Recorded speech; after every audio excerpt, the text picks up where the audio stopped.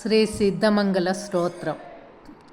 అందరికీ గురు పౌర్ణిమ మహోత్సవ సందర్భంగా అందరికీ శుభాసులు, నమస్కారం అండి.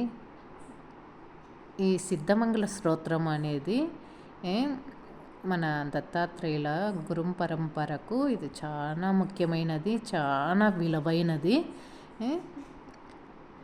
శ్రీమదనంద శ్రీ విభూషిత అప్పల లక్ష్మీ నరసింహరాజ జయ విజయీ భవ దిగ్విజయీ భవ శ్రీమదకండ శ్రీ విజయీ భవ శ్రీ విద్యాధరి రాధ సురేఖ శ్రీ రాఖీధర శ్రీపాద జయ విజయీ భవ దిగ్విజయీ భవ శ్రీమదకండ శ్రీ విజయీ భవ.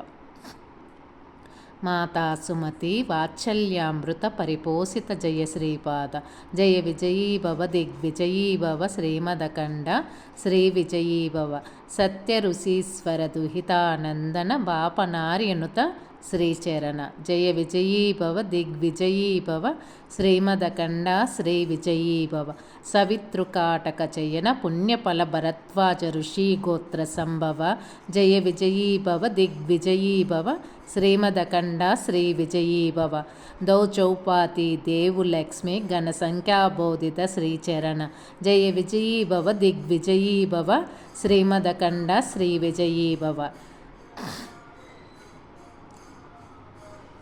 సుమతీ నందన నరహరి నందన దత్తదేవ ప్రభు శ్రీపాద జయ విజయీ భవ దిగ్విజయీ భవ శ్రీమదకండ శ్రీ విజయీ భవ పీఠికాపుర నిత్య విహార మధుమతి దత్త మంగళ రూప జయ విజయీ భవ దిగ్విజయీ భవ శ్రీమదకండ శ్రీ విజయీ భవ. ఇది సిద్ధమంగళ స్తోత్రం. పరమ పవిత్రమైన ఈ సిద్ధమంగళ స్తోత్రమును పఠించిన అనగాష్టమి వ్రతము చేసి సహస్ర సద్బ్రాహ్మణులకు భోజనం పెట్టిన ఫలము లభించును. మండల దీక్ష వహించి ఏక భుక్తము చేయుచు కాయా కష్టముతో అర్జించిన ద్రవ్యమును వినియోగించి సహస్ర సద్బ్రాహ్మణులకు భోజనం పెట్టిన ఫలం లభించును. ఈ స్తోత్రము యోగ్యులచే పఠించబడును.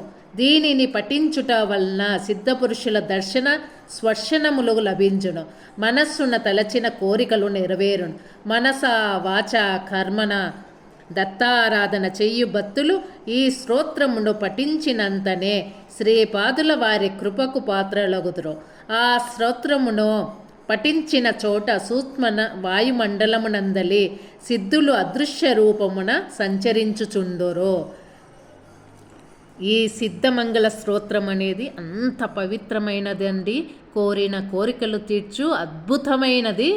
దీన్ని పఠించిన వారు 9 రోజులు, 11 రోజులు, 21, 41 ఇలా బేసి సంఖ్యలో మనం అనుకొని మనము తలంచిన కోరికలను గాఢంగా దత్తాత్రేయుల వారికి నివేదించుకొని మనం చెప్పడం వాళ్లకు చెప్పేసి మనము కూడా ఎంతో శ్రద్ధ భక్తి శ్రద్ధలతో వీటిని పఠించడం జరిగితే మీ కోరలన్నీ తీరడం జరుగుతుందండి. నమస్తేనండి. శ్రీపాదరాజ్యం శరణం ప్రపద్దే, శ్రీపాదరాజ్యం శరణం ప్రపద్దే, శ్రీపాదరాజ్యం శరణం ప్రపద్దే.